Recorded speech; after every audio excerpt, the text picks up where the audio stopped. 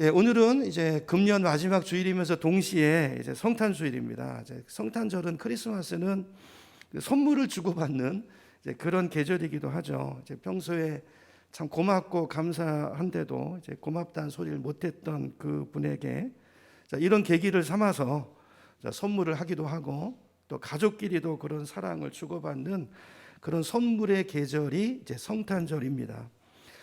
근데 요즘은 이제 가만히 보면 이제 선물을 주고받는 문화도 많이 사라지는 것 같아요. 옛날에는 참 그랬거든요. 근데 이런 것도 점점 없어지는 것 같고, 또 이제 선물을 받을 때도 이제 느끼는 그 고마움이 뭐 제 생각만인지 모르겠지만 옛날보다 많이 못하다는 생각이 들어요. 뭐 애들만 해도 좀 그렇지 않습니까? 오늘도 이제 뭐 지난주인가 차를 이렇게 이제 그 차를 청소하다 보면요. 주일날에 애들 막 간식 선물 나누어지거든요. 애들이요 두고 가요. 차에 오늘도 제가 2개나 수거해 왔어요. 제가 이제 간식으로 먹으려고 하는데 선물도 두고 가고요. 심지어는 성경 선물도 버리고 가고요. 요즘 그런 시대가 됐어요. 제가 어렸을 때는 초콜릿 하나만 받아도 양말 하나만 받아도 그 끌어안고 잤어요. 너무 좋아가지고 초콜릿도 그날 못 먹고 조금씩 나누어서 먹고 너무 기쁘고 감사하고 그래서 그날이 기다려지고 그랬는데 요즘 애들은요 선물을 몇 개씩 받아도요 고마운 마음이 없는 것 같아요. 그 포장지를 뜯어가지고 그냥 포장지가 이렇게 쌓이는데도 이게 다예요? 이래요. 감사한 마음이 없어요. 그러니까 이게 이제 왜 그럴까요? 왜 그럴까? 이게 비단 애들만 그런 게 아니고 요즘은 좀 어른도 그렇다는 생각이 들어요. 왜 그럴까? 왜 선물을 받아도 점점 기뻐하는 마음이 사라지는 것일까? 생각해 보니까 한 2가지 정도 이유가 있는 것 같은데, 첫째는요, 우리가 너무 잘 살게 된 거 아닐까요? 너무 없는 게 없이 너무 풍족함을 누리다 보니까 우리가 가난할 때는 갖고 싶은 것도 있고 그랬잖아요. 저 어렸을 때는 뭐 하나 가지려면 몇 년씩 돈을 모았거든요. 그래서 갖는 그 기쁨이 있었는데 요즘은 부모님이 그냥 주잖아요. 그죠? 그냥 막 채워주니까 감사가 없고 기대도 없고, 그죠? 뭘 받아도 감사를 표현할 줄 모르는 게 아닌가 이런 생각이 들어요. 그래서 제 마음에 드는 생각이요. 여러분 자녀 키울 때 그냥 주지 맙시다. 그냥 주지 말고 감사를 가르칩시다. 이거 굉장히 중요한 것 같아요. 신앙생활에도 중요하고 하나님도 인격이시잖아요. 이웃과 인간관계에서도 중요한 거예요. 감사를 가르치는 우리가 됐으면 좋겠고, 또 한 가지 이유는요. 우리가 주는 선물 가운데서 우리가 너무 잘 살게 되고 없는 게 없는 그런 환경도 있지만 우리가 주는 선물 가운데도요. 희생이 들어간 선물을 요즘은 잘 보기가 어려워요. 옛날에는요. 희생이 들어갔거든요. 그렇죠? 그 넉넉하지 않은 삶에 선물을 하려면요. 하여튼 막 계산을 하고 돈을 모으고, 저도 그런 기억이 나요. 부모님한테 선물을 하려고 어떨 땐 1년을 돈을 모으고, 이런 희생이 들어간 선물, 그게 가치 있는 것이지 않을까요? 저는 성탄절 때 받은 사랑은 아니지만 지금도 잊혀지지 않고 그것만 생각하면 이제 가슴이 찡하고 눈물이 나는 그런 선물이 있습니다. 초등학교 4학년 때인데요. 그때 저희 집에 큰 어려움이 있었어요. 저희 어머님은 큰 사고를 당하셔가지고요. 생사도 알지 못하고 병원에 계셨어요. 몇 달째 중환자실에 있고. 그리고 아버님은 집에 안 계셨어요. 그때 저희 아버님 방황하시고 가정을 돌보지 않으실 텐데요. 그래서 저 혼자 집에서 처음에는 공장 누님 댁에 좀 얹혀 살다가 이렇게 있는데, 그 이야기를 듣고 저희 외할머님이 이제 너무 안쓰럽다는 생각이 들어서 한 2주간 정도 시간을 내셔가지고 저를 이제 돌봐주러 오셨던 적이 있었어요. 그러니까 한동안 이제 어머님도 안 계시고 집에 아버님도 없고 형제들도 없다 보니까 제가 밥을 잘 안 먹었던 것 같아요. 그래서 굉장히 제가 바싹 말랐을 때 4학년 때 하여튼 그때 보면요 바싹 뼈만 있었어요. 뼈만. 그리고 걸핏하면 이제 코피가 쭉 흐르고. 이걸 이제 와서 보시고 할머니가 많이 마음이 안 되셨던 것 같아요. 저희 어머니는 죽을지 살지도 모르는 그런 상황이고 그때. 근데 할머니도 많이 어려우셔가지고요. 저희 할머님은 그때 연세 드셔서 이제 일도 하고 계셨지만 며느리 시집살이를 하고 계셨거든요. 그러니까 저희 외삼촌이 장애가 있으세요. 장애. 그래서 이게 늘 이렇게 눈치 보고 이렇게 그래서 겨우 이제 2주 시간을 내서 오셨는데, 손자가 얘가 이제 밥도 안 먹고 그런 애를 두고 가려니까 이제 발이 안 떨어지시는 거예요. 그래서 이제 이것저것 이제 반찬을 해 놓으시더니 어디 가서 한약을 한 재 채워 오셨어요. 한약. 그 가정도 이제 외삼촌이 이제 장애가 있다 보니까 이제 구두를 이렇게 수선하는 일들을 하셨는데 일도 잘 못하셨어요. 수입도 없고 그래서 늘 구박받으시고 저희 어머니가 눈치 보시면서 그 외할머니가 이렇게 사셨는데 무슨 돈이 있으시겠어요?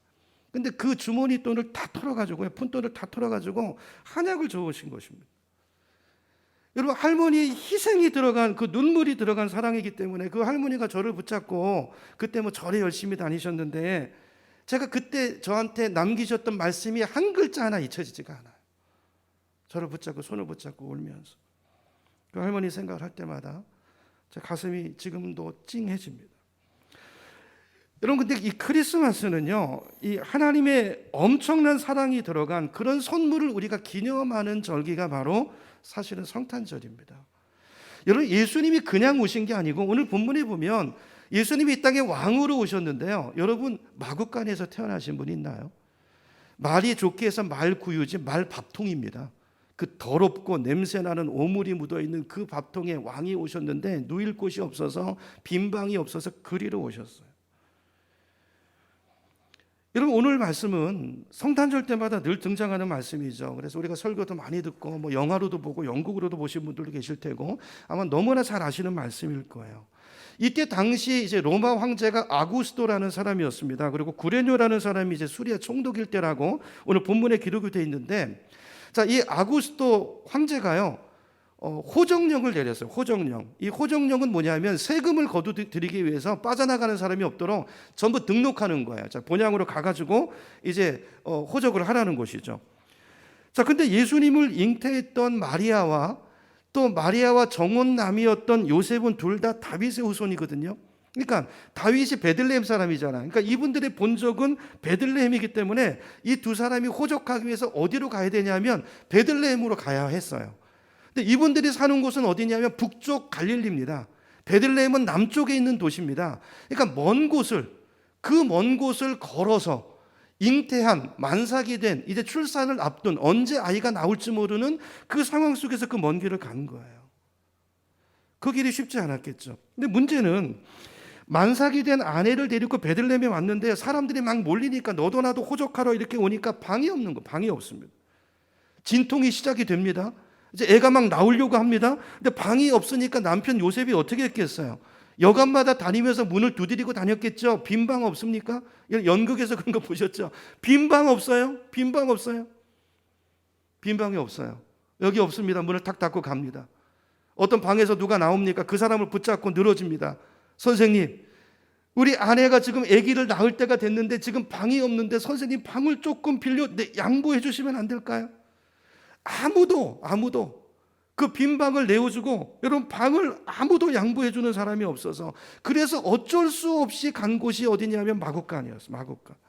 마구간에 가보니까 이런 말 구유가 눕힐 데가 없잖아요. 우풍도 있고 바람도 불고 그 한데 보니까 말 구유가 침대처럼 이렇게 움푹하게 쌓였으니까 아마 그걸 닦았겠죠. 깨끗하게 청소를 했겠죠. 그리고 지푸라기를 아마 어디서 구해 와가지고 덮었겠죠. 그리고 아이를, 강보는 뭐 포대를 말하는 거죠. 이거 뭡니까? 이거 하는 거. 그걸로 이제 싸가지고 말 밥통에 누인 것입니다. 여러분, 이게 하나님의 선물, 하나님이 보내신 하나님의 아들이 이 땅에 오신 첫 성탄의 이야기입니다. 우리 쪽에서는 그냥 기뻐하지만 그 부모 입장에서, 하나님 입장에서는 정말 눈물이 나는 이야기예요. 여러분, 우리는 이 사건을 통해서 우리를 향하신 하나님의 사랑의 놀라운 두 가지 면을 보게 됩니다. 저는 사실 이 성탄의 의미를 잘 몰랐었는데요, 이 성탄 말씀을 들으면서, 그때 제가 이제 청년 때였는데요, 말씀을 들으면서 아까 말씀드렸던 할머니 생각이 났어요. 그 마음, 그 희생이 담긴 사랑이구나. 이게 우리를 향한 하나님의 놀라운 희생이구나. 당신의 아들을, 여러분, 아들을 말 구해서 낳고 싶은 부모님 계세요? 하나님이 당신의 아들을 보내시는데, 더더군다나 아까 찬양한 것처럼 그 예수는 죽으러 오시는 거예요.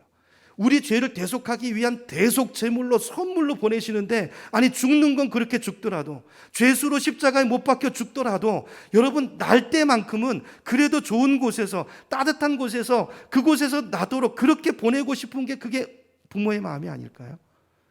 여러분, 마리아가 마음이 어땠을까요? 요셉의 마음이 어땠을까요? 하나님의 마음은 어땠을까요? 그 아들을 보내신, 여러분, 이 말구 위에 오신 이 아기 예수는 여기에서 우리가 하나님의 사랑을 볼 수 있어야 합니다. 하나님의 사랑. 여러분, 이 사랑은 어떤 사랑인가? 오늘 두 가지로 말씀을 드리고 싶어요. 하나님의 사랑은요, 첫째는 하나님의 사랑은 인간의 사랑과 다릅니다. 하나님의 사랑은 책임지는 사랑이고 신실한 사랑이고 능력이 있는 사랑이 있어요. 하나님은 우리랑 다르게 능력이 있어요. 우리는 사랑이 있어도 때로는 능력이 없어서 그 사람이 원하는 걸 못 해줄 때가 있잖아요. 근데 하나님은 사랑도 있으시고 능력도 있으셔서 우리에게 약속하신 것을 반드시 가장 좋은 것으로 주시는 하나님인 줄로 믿습니다. 그렇죠? 두 번째는 여기서 하나님의 깊은 사랑을 보는 거예요. 깊은 사랑. 희생이 들어간, 정말 우리에게 필요한 그 선물, 그 생명을 주시기 위해서 당신의 희생, 당신의 눈물을 담은 그 사랑을 오늘 본문을 통해서 우리가 보게 되는 것입니다. 여러분, 하나님이 주신 이 선물에 대해서 성경은 거의 한 1000년 전부터 약 40여 명의 예언자들을 통해서 예언을 하는데요, 그 중에 미가라는 예언자는 이런 말씀을 합니다. 미가서 5장 2절인데요 우리 스크린 한번 보죠. 이렇게 말합니다. 그러나 너 베들레헴 에브라다야, 너는 유다의 여러 족속 가운데서 작은 족속이지만, 작은 마을이지만 이스라엘을 다스릴 자가 누굽니까? 메시아가, 너희를 구원할 그 구원자가 내게서 내게로 나올 것이다. 장차 너에게서 태어날 것이다. 그 말이에요.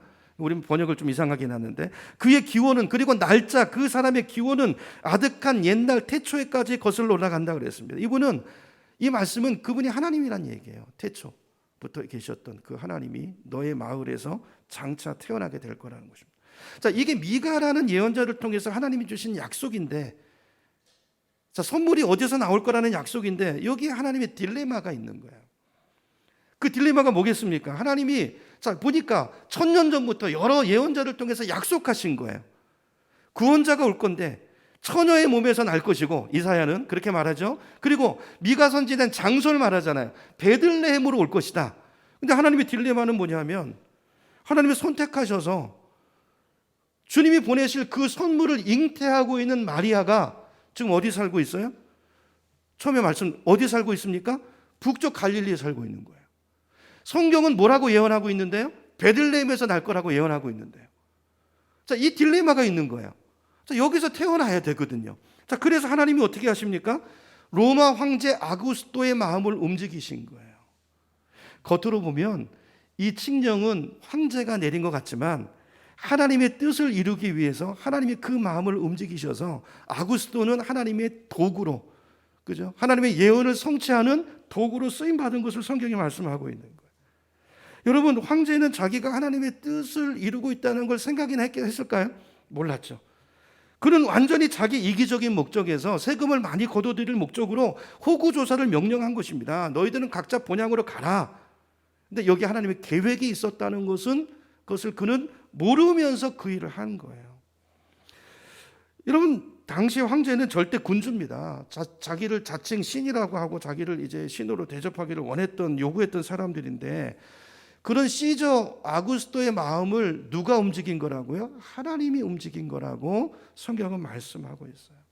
호정령을 내리게 하시고, 그래서 지금 하나님의 딜레마를 푸는, 그 숙제를 푸는 그 도구로, 그죠? 갈릴리에서 베들레헴으로 옮겨서 만삭이 됐을 때, 그 때가 됐을 때, 그래서 거기서 아이가 태어나게 하고, 그죠? 그 아이가 지금 예언이 성취된 그 아이가 어디예요? 말구에 누워 있는 거예요. 그러니까 그 아이를 보면서 우리는 뭘 생각해야 되냐면, 이게 하나님의 능력이라는 것입니다. 하나님의 능력, 하나님의 사랑의 능력이라는 것, 그죠? 하나님의 약속이 이루어지기 위해서 하나님께서 역사하시는 당신의 능력으로 그 하나님의 역사를 이루어 가시는 하나님의 손길을 우리가 그 아이를 통해서 보게 되는 것이죠. 여러분, 말씀드린 것처럼 우리 인간의 사랑은 능력이 수반되지 않는 사랑일 때가 많아요. 그래서 공수표로 떨어질 때가 많죠. 우리가 아무리 이웃을 사랑하고 내가 이렇게 해줄게, 이게 우리 마음이고 그게 우리 진심이었더라도 때로는 우리 능력이 되지 않아서, 힘이 없어서 그걸 못 해줄 때가 많잖아요. 그래서 안타깝고 발만 동동 구르는, 이게 이제 우리의 모습일 때가 있죠.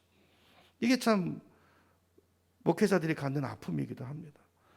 이런 성도님들의 사업이 막 어려워지고 가정에 문제가 생기고 질병으로 고통받는 분들을 볼 때 가서 달려가서 도와드리고 싶은데 제 안에 그 능력이 없는 거예요.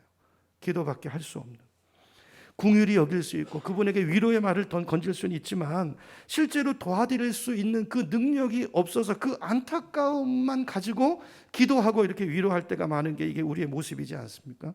그러나 하나님은 그런 분이 아니시라는. 오늘 성경이 말씀하는 거는 하나님은 당신의 뜻을 이루기 위해서, 그 사랑을 이루시기 위해서 그 언약을 반드시 어떤 장애가 있어도 어떤 방해가 있어도 그걸 이루어내시는 능력이 하나님이신 줄로 여러분 믿으시기 바랍니다. 이런 그 하나님께 우리 인생을 맡기는 거예요. 여러분 요셉과 마리아는 그 호구령이 내렸을 때 불평했을 수도 있습니다. 지금 산딸이 가까우는데 이게 뭐냐 말이죠. 먼 여행을 가야 되는 이거에 대해서 막 원망이 나오고 불평이 나왔을지 모르지만 그러나 황제가 이런 명령을 내린 것은요 하나님의 섭리였어요. 그죠? 그들 인생을 향한 놀라운 섭리였던 것입니다. 이건 우리도 마찬가지예요. 여러분 우리도 우리 삶 가운데 그런 때가 있지 않습니까? 우리가 삶의 어려움을 당해서 하나님 앞에 기도를 하는데 삶의 변화가 없어요. 하나님은 내 기도를 안 들으시는 것 같고 삶은 점점 더 어려워지고 힘들어지는 것 같고 여러분 그럴 때도 불평하지 않으시기를 축복합니다. 그 가운데서도 하나님은 역사하고 계세요. 역사하고 계세요. 로마서 8장 28절에 보면 바울이 이렇게 말해요. 하나님을 사랑하는 자, 곧 그 뜻대로 부르심을 입은 자들에게는 모든 것이 합력해서 선을 이루느니라 그랬어요. 여기 모든 것이라고 그랬어요. 모든 것. 여러분 이 말씀을 믿으시기 바랍니다. 내가 정말 부름받은 하나님의 자녀라면, 그리고 내가 주님을 사랑하고 있다면 반드시 주님의 선하신 뜻이 내가 볼 때 힘들어 보이는 그 고난이라 할지라도 그것을 고난을 축복으로 바꾸어내실 그 능력이 주님에게 있으시고 내 삶의 모든 것들을 합력해서 하나님의 뜻을 이루는 도구로 사용하시는 그 능력의 주님, 그분이 우리 하나님이시라는 말씀입니다. 여러분 하나님은 지금도 여러분의 삶 가운데 일하고 계세요. 하나님의 사랑은 추상적인 사랑이 아니고 그분은 실제적이시고 구체적으로 우리를 도우시는 분이십니다. 하나님이 우리를 자녀를 절대로 어려움 가운데 두지 않으세요. 고난에는 뜻이 있는 것입니다. 그렇죠? 오늘 이 요셉도 뜻이 있는 거예요. 하나님의 뜻이 이루어지기 위한 고난이었던 거예요. 예언이 성취되기 위한 고난이었던 것이죠. 여러분 우리 삶도 저는 그렇다고 확신합니다. 예를 하나 들어보면 어떤 사람이 직장 생활을 근근히 이어가는 사람이 있어요. 그런데 하나님의 뜻은 그 직장이 아니에요. 그 인생을 바라본 하나님의 뜻은 더 크세요. 이 사람이 더 큰 사람이 되고 더 영향력 있는 사람이 되기를 원하시는 게 하나님의 뜻이고 그렇게 그 인생을 세워가기를 원하시는데 근데 이 사람은 관심이 없어요. 그냥 그거만 보고 있는, 코앞에 있는 것만 보고, 그렇죠? 매일매일 그러고 살고 있는 거예요. 그러면 하나님이 어떻게 하실까요? 때로는 그 직장에서 잘리게 하실 때도 있어요. 왜요? 놀라운 인생으로 이끄시기 위해서죠. 근데 그 사람은 어떻게 합니까?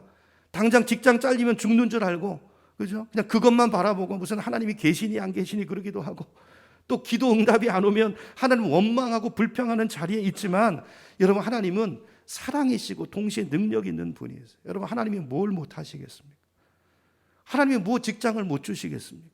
그렇잖아요. 여러분 하나님의 뜻을 이루기 위해서 그 황제, 로마 황제의 마음도 바꾸실 수 있는 하나님이라면 누군들 마음을 바꾸지 못하시겠어요? 하나님이 못하실 일이 어디에 있겠습니까? 여러분 이 하나님을 신뢰하고 고난이 끝이 아니고 하나님은 모든 것을 합력해서 하나님의 뜻을 이루신다. 나는 하나님의 자녀다. 나는 그분의 사랑받는 자녀다. 그분이 내 아버지다. 여러분 이 믿음과 확신을 가지고 이 성탄의 계절 말 구유에 누인 아이 속에서 이 하나님의 사랑, 신실한 그 능력의 사랑을 바라보시고 그분을 더 신뢰함으로 나가시는 저와 여러분 되기를 축복합니다. 우리 인간의 사랑은 입으로만의 사랑일 때가 많잖아요. 마음이 없는 게 아니라 능력이 없는 거죠. 우리 인간은 기껏 해줄 수 있는 게 같이 울어주고 그냥 안아주고 불쌍히 여겨주는 거 이거밖에 없을 때가 없는 그 무력함을 느낄 때가 많은데 하나님은 창조주 하나님이세요. 무에서 유를 만들어내신 그 하나님이 나를 사랑하시니 이게 복음이잖아요. 이게 얼마나 우리의 소망이고 이게 우리의 희망이지 않습니까? 여러분 사람에게 희망을 두지 마십시오. 이 땅의 것은 전부 있다가 없어지는 것입니다. 오직 영원한 것은 그분의 사랑, 그분밖에 없어요. 영원한 것을 내 안에 모시고 그분을 잇대어 살아가시는, 영원한 곳에 소망을 두시는, 흔들리지 않는 확고한 믿음의 사람이 되시기를 예수님의 이름으로 축원합니다. 자, 두 번째는 이제 오늘 사건 가운데서 두 번째 우리가 보는 것은 하나님이 얼마나 우리를 사랑하시는가에 대한 그 사랑의 깊이예요. 제가요, 아까 외할머니 말씀드렸는데, 외할머니 돌아가시고 나서 제가 너무 많이 울었는데요. 그 친손자보다 같이 살았던 제가 많이 울었어요. 왜 그럴까요? 이 하나님이 이 할머니의 희생적인 사랑을 마음에 두고 있었기 때문에. 그 외숙모님이 이상하게 바라보시는 거예요. 외숙모한테는 비밀이거든요. 아까 그 며느리 시집살이 하셨다고 그랬잖아요. 그럼 생각해 보세요. 아이를 낳아서 말 구유에 놓이는 그 어머니 부모의 마음을 여러분 한번 상상해 보시기 바랍니다. 여러분들 다 자녀를 키우시잖아요. 구유를 닦기는 했겠죠. 새 짚을 갖다 깔기는 했겠죠. 그러나 말 구유가 아무리 닦아도 말 구유지 그게 뭐 냄새가 없어지겠습니까? 그 아이를 눕혀야 되는. 우리 주위에서 이제 그 애들 키우는 젊은 부모들 보면요, 아무리 경제적으로 어려워도 애기용품은 다 새 거 사더라고요. 제가 보니까 무슨 애기 침대부터 시작해서 뭐 신발, 무슨 뭐 젖병 이런 거 다 새 거 사더라고요. 물려 쓰는 문제가 거의 못 봤어요. 보니까 무슨 뭐 돈이 있어서 그런 것도 아니에요. 보니까 살기도 넉넉지 않아요. 제 생각에는 아니 애가 금방 크잖아요. 그 뭐 평생 쓸 것도 아니고 그 뭐 몇 달 어떤 거는 뭐 잠깐 쓰다가 이제 다시 뭐 버리거나 물려줄 건데, 제가 볼 땐 좀 받아서 써도 될 것 같은데 부득불 그 새 거 돈 주고 사는 거를 이제 봤어요. 여러분 왜 그럴까요? 왜 그렇겠습니까? 그게 부모 마음이죠. 그죠? 없는 살림이라도 차라리 내가 좀 먹을 거 줄이고 입을 거 안 입는 한이 있더라도 세상에 태어나는 내 새끼, 내 아기만큼은 좋은 걸로 해주고 싶은 게 이게 엄마하고 부모의 마음이지 않습니까? 여러분 이 마음이 누구에게서 온 마음이겠어요? 하나님의 마음입니다. 우리를 향한 하나님의 마음이에요. 근데 그 아들, 당신의 아들을 위해서 희생 제물로 이 땅에 보내시는데도 아까 말씀드린 것처럼 아니 태어날 때만은 그래도 좀 따뜻하게 해서 얘가 고생하고 죽으랬는데, 말하자면 그렇잖아요. 저와 여러분을 얼마나 사랑하시면 그 눈물을 닦아내시면서 당신의 아들을 이렇게 보내셨냐는 거예요. 여러분 그 구유에 누여진 아들 속에서 저와 여러분을 향한 그 기막힌 기이한 그 사랑을 발견하시고 기뻐하시고 그 사랑을 선물을 믿음으로 그 사랑으로 받으시고 감사할 수 있는 저와 여러분 되기를 축복합니다. 여러분 이 마음이 있어야 돼요. 그렇죠? 그래야 사람이라는 말도 있잖아요. 그 사랑 알아야 됩니다. 여러분 그 석가모니 같은 사람은 나중에 자기가 원해서 고행 가운데 죽었지만 석가모니가 태어날 때는 이분이 왕궁에서 왕자로 편안한 곳에서 찬란한 분위기 속에서 태어났습니다. 마호메드 같은 사람은요, 그 이슬람교를 창시한 그 사람은 뭐 태어날 때는 별것이 없었지만 그러나 죽을 때는 대제국을 건설해 가지고요 제왕 노릇을 하면서 죽었어요. 여러분 예수님처럼 이 땅의 성인들 가운데, 성인으로 보자면 말이죠, 그 성인들 가운데서 예수님처럼 철저하게 태어날 때 짐승처럼 태어나고 마구간에서 죽을 때 죄가 없으신 분인데 우리 죄를 뒤집어 쓰고 범죄자처럼 십자가에 죽은 그런 인생은 없습니다. 그런 인생은 없어요. 기독교 같은 종교는 없습니다. 하나님이 우리를 사랑하셔서 자기를 비우시고 그리고 인간의 몸이 돼서 종의 형상이 돼서 우리를 구원하시고 우리를 살리시고 사랑하시기 위해서 인간이 되신, 그렇게 낮아지신 예는 없어요. 기독교밖에 없습니다. 여러분 오늘 예수님이 왜 마구간에 태어나셔야 됐을까요? 우선 외적인 요인을 보면 빈방이 없었기 때문이죠. 빈방. 예수님이 이 땅에 오실 때도 왕으로 오셨는데도 환영받지 못하셨어요. 마구간에 태어나셨습니다. 그 성탄의 기쁜 소식이 여러분 왜 빈들에 있는, 오늘 읽지 않았지만 오늘 본문에 보세요. 8절에 가보세요. 8절에 가보면 그 지역의 목자들이 밤에, 그 당시 목자들은 천대받는 사람들이었습니다. 무시받는 사람들이었어요. 교양도 없는 사람들, 배움이 없는 사람들, 거들떠보지 않는 그런 사람들, 양떼를 지키는 거기에 천사들이 이 성탄의 기쁜 소식을 처음 전한 곳이 목자였어요. 이 성경이 뭘 말하는 걸까요? 가장 작은 마을 베들레헴에, 가장 누추한 마구간에, 가장 천대받는 사람들에게 이 복음의 소식이 전해진 것입니다. 무엇을 말하는 것입니까? 왜 마구간에 나셨어요? 빈방이 없었어요. 아무도 예수님을 환영하지 않았어요. 왜 빈들의 그 소식이 전해진 것입니까? 아무도 그 소식을 들을 자가 없었어요. 마음이 높아져서 마음이 빈방이 없어요. 세상 것으로 가득 차서. 이런 그 당시 얼마나 많은 종교인들이 있었습니까? 바리새인들, 사두개인들, 대제사장들, 하나님을 섬긴다고 말하면서 안다고 말하는 그 사람들 마음속에 예수님을 모실 방이 없었던, 그게 천사들이 빈들로 갑니다. 여러분, 이런 우리의 완악함에도 불구하고 하나님은 당신의 아들을 구유에 나시게 하신 것은 저 여러분을 향한 그 사랑이 얼마나 큰 사랑인가를 보여주는 것입니다. 이 땅의 주인이신 하나님께서 당신의 아들을, 그 인생의 시작을 마구간에서 짐승처럼 시작하게 하시고, 그분이 하나님이신데 그 삶의 끝을 범죄자처럼 십자가에 죽게 하신 것은, 이건 정말 우리가 이해할 수 없는 기이하고도 놀라운 사랑인 것입니다. 이 사건을 통해서, 오늘 말 9일을 통해서 주님은 우리에게 말씀하십니다. 내가 너희들을 이처럼 사랑한다.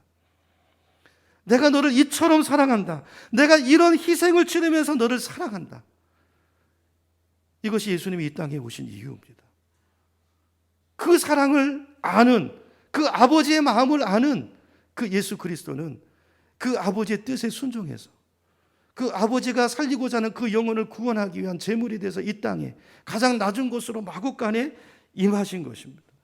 여러분, 오늘 성탄을 맞아서 오늘 말 구유에 누워있는 이 아기를 바라보면서 예수님의 사랑이 얼마나 놀라운 능력이 있는 사랑이신지, 그 황제의 마음을 움직여서 그 하나님의 예언을 성취하시고, 그리고 이 마구간에 짐승처럼 사지로 그 하나님의 희생이 담겨있는 그 사랑을 오늘 마음에 담으시고, 여러분, 이 사랑 위에 우리가 서 있는 거예요. 저도 힘들고 어려울 때 제가 사실은 외할머니 이야기를 사실 설교 때 처음 얘기하는 것 같아요. 제가 마음에 담아두고 싶은 사랑이거든요. 그리고 사실 또 외숙모님 들을까 봐 또 그러기도 했었고, 외숙모님이 설교 안 들으시려나 모르십니다. 여러분, 그 사랑이요, 그 사랑이 저를 지탱했어요. 그 사랑, 제가 한약을 먹어서가 아니라, 그 한약을 제가 어떻게 먹겠어요? 지금도 제가 한약 안 먹습니다. 그 눈물이 나서 안 먹습니다. 할머니 생각이 나서. 그 할머니의 눈물, 희생. 여러분, 그 사랑을 아는 사람은 세상을 이길 힘이 있는 것입니다. 할머니가 아니고 천지를 만드시는 하나님의 이 사랑, 이 나를 살리기 위해서 하나님이 이 놀라운 희생을 감당한 그 사랑을 깨닫는다면 우리 인생이 달라지지 않을까요? 여러분, 이 놀라운 희생이 담겨있는 선물을 우리는 어떻게 해야 될까요? 여러분, 선물은 공짜잖아요. 그냥 주는 거잖아요. 여러분, 아마 우리가 노력한 걸로 천국의 카테드랄을 정했다면 우리 중에 천국 갈 사람 아무도 없을 것입니다. 그래서 하나님은 그 천국을, 그 복을 우리에게 그냥 주기로 하신 거예요. 예수 그리스도라는 이 아기에 담아서 우리에게 주신 것입니다. 그 선물을 받는 자는 누구든지 그 그리스도 안에서 행복을 누리고 구원을 누리는 인생으로 우리를 초대하신 거예요. 여러분, 이 사랑을, 이 선물을 믿음으로 받으시는 우리가 되기를 축복합니다. 그리고 그 선물을 누리시는 우리가 되기를 축복합니다. 이거 선물 받은 거거든요. 여러분, 넥타이도 선물을 받으면 제 아내가 그 주일에 바로 하도록 반드시 아침에 그걸 딱 걸어놓고 있어요. 왜 그럴까요? 여러분, 주신 분은요, 선물하신 분은 그 넥타이 목사가 하고 안 오나 이렇게 뚫어지게 봅니다. 왜요? 그 선물에는 내 사랑이 들어있기 때문에, 내 희생이 들어있기 때문에요. 내 시간을 드리고 내 돈을 들여서 목사님한테 이런 양복이 있고 이게 어떤 게 어울릴까, 이 희생, 이 섬김이 들어있는 거지 않습니까? 근데 그 희생으로 선물을 줬는데 그거 안 하고 다니고 관심도 없으면 실망이죠. 재미없지요. 그럼 그 다음부터 그거 안 하고 다니고 관심도 없으면 그 다음부터 그거 넥타이 또 사줄까요? 안 사줄까요? 안 사줍니다. 안 사줍니다. 그걸 선물을 받은 자가 그걸 기쁘게 누리고 그럴 때 주신 분도 기쁜 거예요. 여러분, 예수님을 누리시는 저와 여러분 되기를 축원합니다. 예수님 안에 모든 게 있어요. 예수님 안에 놀라운 것이 있습니다. 예수님을 선물로 우리에게 주신 것은 그분을 누리고 그분 안에서 행복하라고 주신 거예요. 그래서 그 희생을 담아 주신 거예요. 어떻게 하는 것이 예수님을 누리는 걸까요? 그분과 동행하는 것입니다. 여러분, 차 타고 가다가도 내 안에 계신 예수님과 동행하신다는 걸 기억하시고 그분을 누리셔야 돼요. 아름다운 경치를 보면서 주님, 너무 아름답죠? 대화하시는 거예요. 여러분 살다가 어려운 일이 있으면 주님 저 좀 도와주세요. 그분이 구원자세요. 구원자. 우리를 도우시기 위해서 오신 파라클레이토스 구원자이십니다. 주님 저를 좀 도와주세요. 선한 길로 인도해 주세요. 기도에 응답해 주시면 하나님 감사합니다. 주님 감사합니다. 이게 누리는 거죠. 여러분 하나님께서 우리에게 그리스도를 아들을 선물로 주신 것은 우리 보고 이렇게 그분을 의지하고 그분을 누리면서 행복과 기쁨을 인조이 하라고 주신 것인데 많은 분들이요 예수님을 선물로 받아놓고 누리질 않아요. 예수님을 안 모시고 다닙니다. 교회에다 두고 다니세요. 많은 분들이 일주일에 한 번 와서 인사하고 만나고. 여러분 그게 아니고 여러분 예수님의 마음에 여러분 안에 주님이 오셨다는 걸 믿으시고 여러분 방을 내어드리세요. 큰 방을 내어드리시고 그 주님과 함께 동행하고 그분을 모시고 사시기 바랍니다. 누리시기를 축복합니다. 예수님 누리는 거예요. 생각 속에서 누리고 어려운 문제를 만날 때마다 그분과 상의하고 그럴 때 주님이 기뻐하시고 신나하시고 우리를 도와주시는 그 놀라운 주님, 그 주님 안에서 우리 인생이 행복해지는 것이고 그것이 이 땅에 아름다운 선물을 보내신 그 희생을 치르고 보내신 하나님의 마음인 것입니다. 자, 그런데 우리가 이렇게 예수님을 누리려면 약간의 훈련이 필요해요. 여러분 예수님을 누리시려면 첫째 성경을 규칙적으로 읽으셔야 됩니다. 왜냐하면 성경이 누구 얘기예요? 예수님 얘기예요. 전부 예수님 얘기입니다. 처음부터 끝까지 성경은 예수님 얘기예요. 그러니까 그분을 좀 알아야지 누릴 수 있잖아요. 그래서요 여러분 이 시간 결단했으면 좋겠어요. 많이도 말고 내년에는 하루에 4장씩 여러분 성경을 한번 읽어보겠다 결단하셨으면 좋겠어요. 여러분 혹시 오늘 제가 성경 읽기표를 뒤에다가 준비해 놨거든요. 가실 때 꼭 하나씩 가지고 가세요. 그래서 1월 1일부터 여기 보면 어떻게 사용하는 건지 자세하게 설명이 되어 있거든요. 오늘은 시간이 많이 가서 제가 기회 되면 또 말씀을 드릴 건데 여기 성경 읽기표가 있어요. 그러니까 구약을 하루에 2장, 신약을 하루에 2장. 이렇게 하면 1년에 신약을 2번 읽고 시편도 2번 읽고 구약을 1번 읽게 돼 있어요. 그렇죠? 여기 좀 벅차시면 뭐 일주일에 며칠만이라도 정하셔서 이렇게 가셔야 돼요. 그렇죠? 이렇게 꼭 습관을 들이신 우리가 됐으면 좋겠고 두 번째 기도입니다. 기도는요 문제 있을 때만 하는 게 기도가 아니고 기도는 사실은 하나님을 누리는 시간이에요. 누리는 시간이에요. 여러분 하나님을 찬양하고 어려울 때는 내 마음에 있는 예수님은 인격이세요. 처음에는 이게 낯설고 어색하지만 자꾸 하시다 보면 하나님의 임재가 느껴지고 예수님이 느껴지고 말이 트이게 돼요. 애들도 어렸을 때 말을 배우는 것처럼 기도도 배우는 것입니다. 그분께 하소연도 하고 문제가 있을 땐 부탁도 하고 마음속에 감사가 떠오르면 어떤 응답의 기쁨이 있으면 감사도 하고 찬양도 하고 그러다가 또 내 마음속에 내가 뭐 잘못하는 것을 깨우쳐 주시고 회개하게 하시면 그 앞에 회개도 하고 이런 기도 시간은 이런 시간이에요. 어떤 사무적으로 와가지고 문제만 딱 얘기하고 가는 시간이 아니고 주님을 누리시는 기도 생활이 됐으면 좋겠어요. 제가 볼 때 제가 경험해 보니까 이런 누리는 시간이 되려면 제가 볼 때는 적어도 제 경우는 20분 이상은 기도하셔요.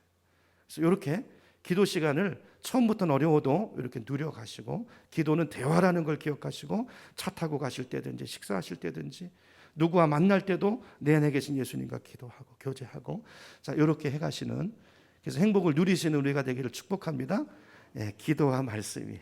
기도와 말씀. 그래서 내년도는 우리가 이 2가지만 꼭 실천해도 2023년은 놀라운 한 해가 될 우리 박순자 성도님 간증하신 것처럼 그런 간증이 넘치는 한 해가 될 줄로 믿습니다. 내년 추수감사절 때는요 간증자를 모집할 거예요. 그래서 이제 간증을 할 거거든요. 송년 예배 때도 간증. 여러분 간증이 있어야 됩니다. 그렇죠? 이렇게 오늘 선물을 누리시고 저 행복을 누리시고 이 기쁨을 나누시는 행복한 성탄 되기를 축복합니다.